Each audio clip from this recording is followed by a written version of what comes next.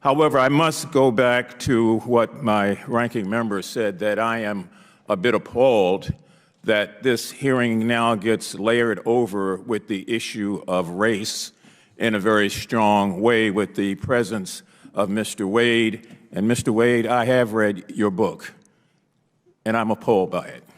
And I would hope that giving you this platform does not paint or taint the issue that we're trying to get to and deal with here.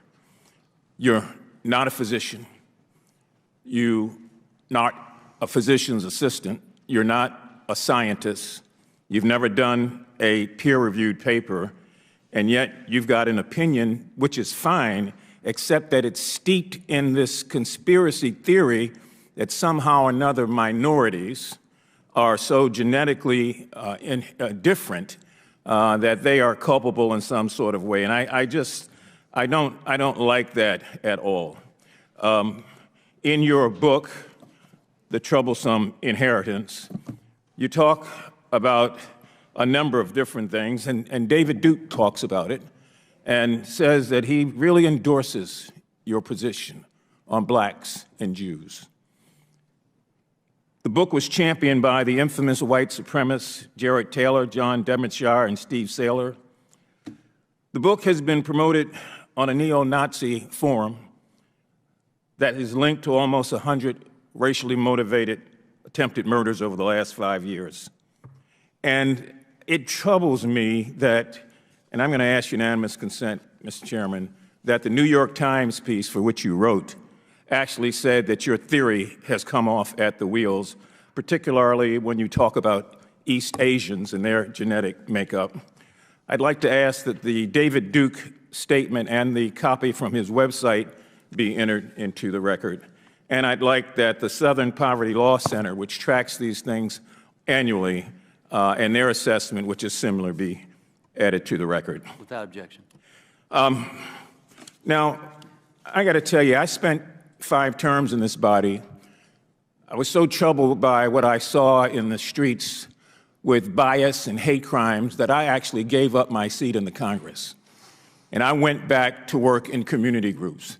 I ended up being the president of the NAACP so that nationally I could work against this sort of thing. It is repulsive.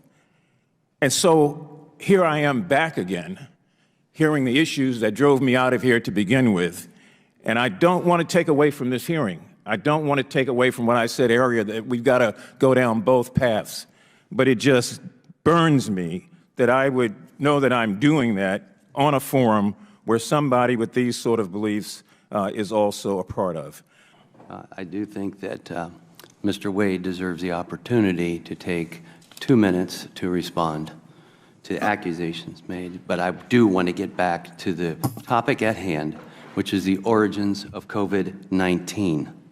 Thank you, Mr. Chairman. I'm sorry for this distraction from the work of the committee. I'm sorry, too, that Ms. Mfume did not like my book. I am not a racist. I don't have anything in common with the views of white supremacists. Just because they love you, though. Just because David Duke likes my book. All of them love you. I mean, maybe he likes Beethoven, Mr. Mfume, would you please let him respond? He did not interrupt you. I didn't know that he got time to respond. Chairman's It decision. seems a not very good argument that David Duke likes my book. Maybe he likes many things. That doesn't mean to say they're all wrong. I did not write my book for him. I also like to make the clearest possible distinction between writing about the biology of race, which is a purely scientific issue, and racist statements with which I have absolutely no sympathy. My book is explicitly anti-racist. I stress the fact that we are all variations on the same human genome, which I think is a very important and unifying fact.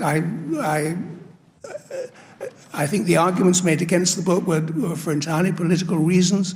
The minority member referred to the 120 scientists who attacked my book in Science. Well, there's a nice story about Einstein that someone told him that 100 scientists had written a book saying he was wrong, and he replied, well, if I were wrong, one would have been enough. That's how science works, not on the number of people against it. It works on facts.